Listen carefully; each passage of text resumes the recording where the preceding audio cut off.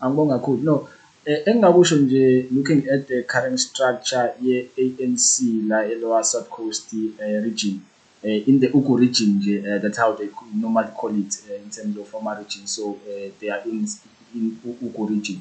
So looking at dynamics of ANC la Ogwini, yeah, you can say that transitioning from the past leadership to this current leadership, yeah, they still get a connection because you find ukuthi in terms of our factional politics from within the ANC, you find ukuthi in majority of those who were in power or who were leading i-region i-region of i-Ugu region of i-ANC, you find which most of them were mostly factionalized or were in this faction or ebizwa nge-RET, which is known as radical radical economic transformation faction from within the ANC. And even now, those people who hold such views have initially returned. Majority yabo they initially still in power, but it is a much more permanent trend la KwaZulu-Natal vele ukuthi you find ukuthi the most effective and the most initially dominant faction of the ANC within the province itself, you find ukuthi most regions are governed, or you find ukuthi the people who are leading the structure of the ANC, they are in the RET faction. Even at Ethekwini, you find a faction Muzandile Gumede belong to the RET. So even here in the Lower South Coast, the same thing happens. So we can say it is the same trend for more bigger within the province. We will not know that maybe it can even have influences when it comes to the provincial conference that is yet to sit.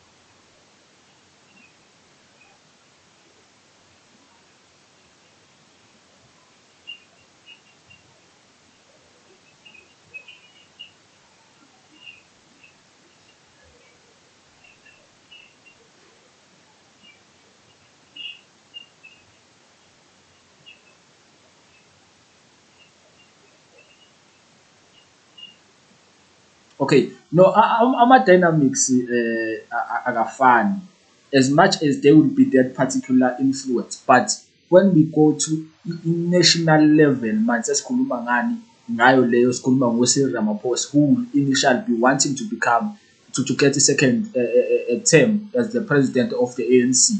Now, as you see, structures, dynamics from within the regions, it can happen ukuthi region yasogwini belong to RET faction, and we know which RET faction national goes with who? With the suspended Secretary General, which is S. Mahashud.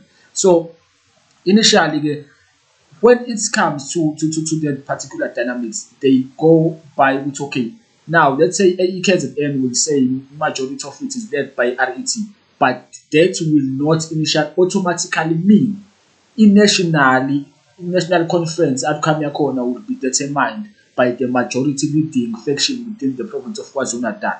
So ama-dynamics abhekwa kanje ukuthi within the larger frame yani yama-provinces within South Africa iyonke, if let's say possible, or we know which Eastern Cape, i-faction leader is i-faction ka-Cyril Ramaphosa. Oscar Mabuyane belongs to the faction of Cyril Ramaphosa. So initially, now it will go with okay, numbers ka-Cyril combined in terms of provinces, do they overlap or are they above numbers of those who we call RET forces? So now what happens in our region will not initially determine what happened in the national conference of the ANC. So anything can happen. We can have a region that is led by the RET forces, but we have a president nationally that is not an RET. So it has initially legally or no initially influence. What matters is at the larger scale, nationally, which faction has more numbers. Yes.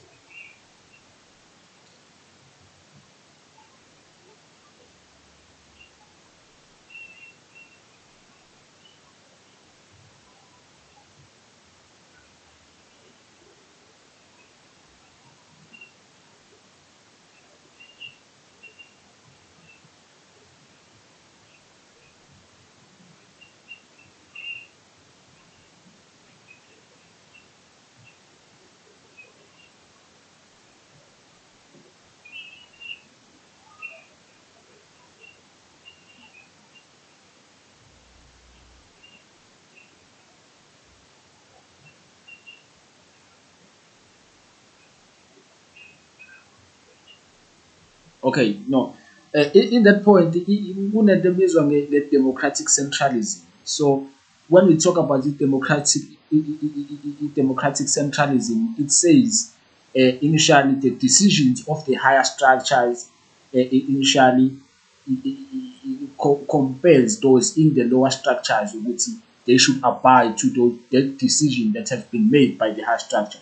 So initially there's that connection. You cannot speak outside of the collective. Kusho ukuthi into oyikhulumayo ngeke uze ukhulume from ukuthi what I think at the individualistic capacity mina njengoluntu ukuthi okay, maybe my preferred candidates maybe would be uCyril, maybe would be Ace. But what the most prominent thing ukuthi what is initially we as a collective say.